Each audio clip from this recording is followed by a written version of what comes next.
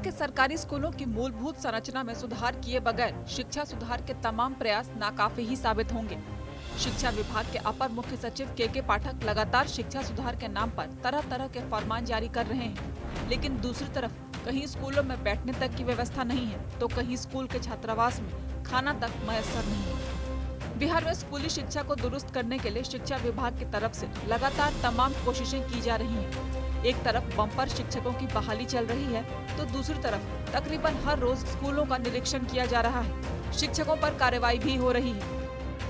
शिक्षकों के लिए ड्रेस कोड लागू कर दिया गया, क्लास में मोबाइल रखने पर पाबंदी लगी और क्लास में कुर्सी तक रखने पर रोक लगा दी गई। के पाठक शिक्षकों को गैर शैक्षणिक कार्य से मुक्त करने का प्रयास भी कर रहे हैं, लेकिन ये तमाम प्रयास तब नाकाफी साबित हो रहे हैं जब बिहार के स्कूलों में मूलभूत सुविधाओं का घोर अभाव है। कहीं बैठने के लिए बेंच नहीं, कहीं विद्यालय का अपना भवन ही नहीं, तो कहीं हॉस्टल की दिक्कत। बिहार के वैशाली जिले में नाराज छात्राओं ने बीईओ की गाड़ी पर जूते चप्पल बरसा डाले, तो वहीं जमुई में छात्राओं ने भोजन के अभाव में छात्रावास छोड़ दिया। दरअसल बिहार शिक्षा विभाग के अपर मुख्य सचिव के पाठक ने आदेश जारी किया कि जिन विद्यालयों में छात्र छात्राओं की उपस्थिति 75% नहीं होगी, वहाँ के प्रधान शिक्षक पर कार्रवाई की जाएगी। एक सर्वे के अनुसार बिहार में एक भी स्कूल ऐसा नहीं है जिसके पास अपना भवन हो, बिजली, पानी और शौचालय की पूरी व्यवस्था हो।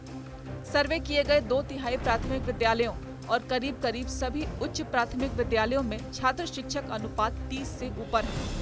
मतलब केवल 35% प्राथमिक विद्यालय और 5% उच्च प्राथमिक विद्यालय ही छात्र शिक्षक अनुपात के लिए तय नियमों को पूरा करते हैं। बिहार में 25% स्कूल भवनहीन है, तो 90% स्कूलों में न तो खेल का मैदान है, न चारदीवारी, न ही पुस्तकालय और न ही प्रयोगशाला। सवाल शिक्षा में लगाम लगाने का नहीं है, सवाल उसका परिवर्तन करने का है, रूपांतरण करने का है। ये लोग चाहते हैं कि हल्की हल्की बात करके टीआरपी बटोरना। जब स्कूलों में इंफ्रास्ट्रक्चर नहीं है, जब स्कूलों में बच्चों को बैठने के लिए बेंच डेस्क नहीं है, जब स्कूलों में बाथरूम नहीं है, यूरिनल नहीं है, पीने का बेहतर पानी नहीं है, जब ये सारे चीज़ नहीं रहेंगे और शिक्षक तो नहीं हैं, जहाँ चाहिए 15 शिक्षक वहाँ है 5 शिक्षक, तो बेसिक इंफ्रास्ट्रक्चर आप पैदा नहीं करेंगे, आप डेवलप नहीं करेंगे,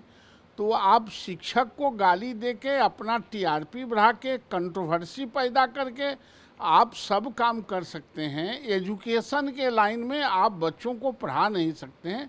बच्चों के पढ़ाने के लिए इंफ्रास्ट्रक्चर और स्वच्छंदता दोनों अति आवश्यक है। और ये के पाठक हल्की राजनीतिज्ञ टाइप बात करके अपने आप को इलाज करना चाहते हैं, शोहरत लूटना चाहते हैं, तो वो अपना शोहरत लूट सकते हैं गाली दे के शिक्षक को, लेकिन पढ़ाई में कोई रूपांतरण और परिवर्तन नहीं हो सकता। देखिए, बिहार में शिक्षा व्यवस्था में तो जितना तब्दीली हुआ है, जितना परिवर्तन हुआ है, वो काबिल तारीफ है।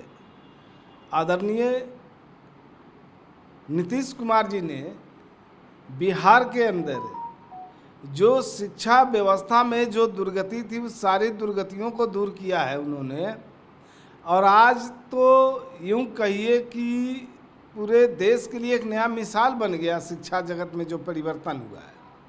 और ख़ासकर बेटियों के बारे में, जो महिलाओं में शिक्षा स्तर इतना कम था, उसमें काफ़ी वृद्धि हुई।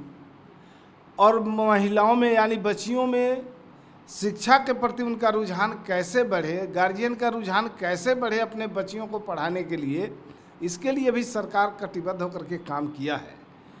और बात रही इस तरह की कहीं छुटपुट घटनाएं जो घटी है, तो इसकी जांच होगी।